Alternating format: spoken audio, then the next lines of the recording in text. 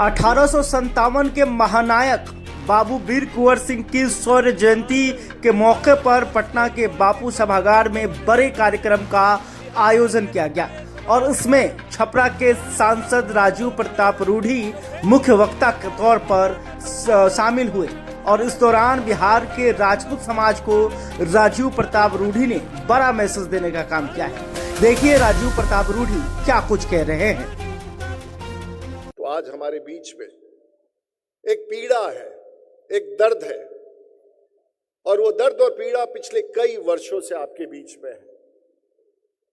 मैं हमेशा अपने आप को सीमित रखता था छपरा की धरती पर और पिछले 30 साल से, और ईश्वर की कृपा है, छपरा के लोगों की कृपा है, बिहार के लोगों की कृपा है, मित्रों का आशीर्वाद है कि मैं आज 7 बार का सांसद बन चुका हूं और एक बार श्रेयसी जी के और सुमित जी के पिताजी के साथ मुझे विधायक रहने का मौका मिला जब 1990 में। एक लंबी यात्रा करके मुझे महसूस हुआ कि कहीं ना कहीं मेरा एक बड़ा दायित्व है जो अपने समाज के प्रति है।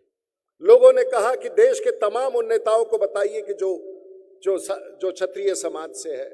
आयोजकों ने कहा कि हम इस आयोजन को छोटा ही रखेंगे, इसे बिहार केंद्रित रखेंगे और बिहार के ही आने वाली पीढ़ी को, चाहे वो श्रेयसी हो, सुमित हो, नीरज कुमार बबलू हो, संजय टाइगर हो, ऐसे सुवर्णा हो, राजिता हो, ऐसे ही भविष्य को तलाशने के लिए आज हम यहाँ एकत्रित हुए हैं।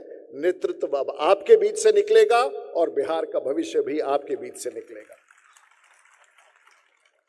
कई स्थानों पर तो हम बहुत मजबूत हैं और औसतन जब अपने क्षत्रिय समाज की बात होती है तो हम लोग आरा, बक्सर, छपरा, सिवान की बात करके वहीं तक सीमित हो जाते हैं। लेकिन बहुत ऐसा स्थान है जहां हमारे मित्र बहुत ताकतवर हैं, चाहे कटिहार का वो छोटा सा गांव हो, सुपौल का हो, अररिया का हो, बांका का हो, जमुई का हो, किशनगंज हो, भागलपुर हो, नालंदा हो, जहानाबाद हो, अरवल हो। और आज की सभा में मैं बताना चाहूंगा कि हमने सभा की भीड़ नहीं जुटाई है, हम उन क्षत्रिय समाज के उन क्रांतिकारी नौजवानों का एक सम्मेलन आयोजित किया है जो बिहार के कोने कोने से आए, दूर दूर से चल के आए हैं और इस मंच पर हमारे बीच में खड़े हैं।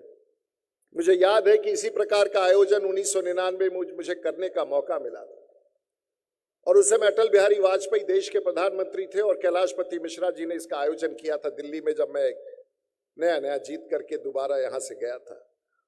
और उस समय कैलाशपति मिश्रा की बात होती थी तो भारतीय जनता पार्टी में नेतृत्व तलाशा जाता था, उसको संवारा जाता था। शायद वो समय कुछ और था, अब परिस्थितियां कुछ बदली हुई हैं, लेकिन मुझे गर्व है कि मैं भारतीय जनता पार्टी का सिपाही हूं और मुझे गर्व है कि इस ऐसे पार्टी में काम करने का मौका मिलता। लेकिन आज सभी दलों के लोगों को निमंत्रण दिया गया, आज सभी लोगों को इस कार्यक्रम में बुलाया गया क्योंकि एक ऐसा आयोजन का इस मित्र मंडलियों ने आयोजन किया था। और मैं आभार व्यक्त करना चाहूंगा उन बहनों का जो हमारी दाहिनी तरफ बैठी हुई है और ये वो है जो हमारी असल ताकत के रूप में उभर करके आने वाले बिहार को सजाएंगे। कई सारे बड़े भाई आए हैं, कैसे नौजवान आए हैं, आयोजन समिति और इस मंच पर सभी का मैं विशेष रूप से वेलकम। आज इस बात को मैं फिर दोहराना चाहूंगा कि क्या बिहार के लोग इस बात को महसूस करते हैं कि जिससे पूरा बिहार लड़ता रहा है, मैं पिछले 35 साल के राजनीतिक जीवन में उससे अकेला लड़ता रहा हूं, क्या पूरे इस बिहार को जानकारी है या नहीं? और अगर ये ताकत हमारे बीच में है, अगर ये राजनीतिक ताकत हमारे बीच में है, हमारे साथियों के बीच में है, तो आने वाला समय भी आपका बहुत ही खूबसूरत होगा। और मैंने भी प्रण ले लिया है कि अगले 4 महीने से 1 साल के भीतर आपका एक एक टोला जो बिहार में क्षत्रिय समाज में जहां कोई कमजोर हो, जहां कोई वंचित हो, वहां कोई शोषित हो, मैं उसके पास तक पहुंचने का प्रयास करूंगा। ये मेरा संकल्प है। बहुत लोगों को ये पता नहीं है कि मेरी राजनीतिक यात्रा कहां से शुरू हुई है।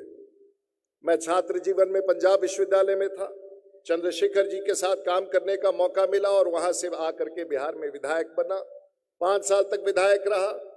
अटल बिहारी वाजपेयी जब देश में नेतृत्व संभाल रहे थे तो उस समय देश में 1996 में पार्लियामेंट जाने का मौका मिला और लगातार उसके बाद छपरा के धरती से जीत के आते रहा। भारतीय जनता पार्टी के जो भी पद हो सकते हैं अध्यक्ष के अलावा उन सभी पदों पर रहने का मुझे मौका मिला। लेकिन मुझे ऐसा लगा कि ये वक्त आ गया है और कई बार लोग इस मंच पर तलवार की बात करते हैं। अब तो जमाना ऐसा आ गया है कि एक बटन दबाइए और 2000 किलोमीटर दूर मिसाइल से अपने दुश्मनों को मार गिराया जाता है। समय बदल गया है, समय बदल गया है और मुझे लगता है कि इस बदले हुए समय को हमें स्वीकारना चाहिए।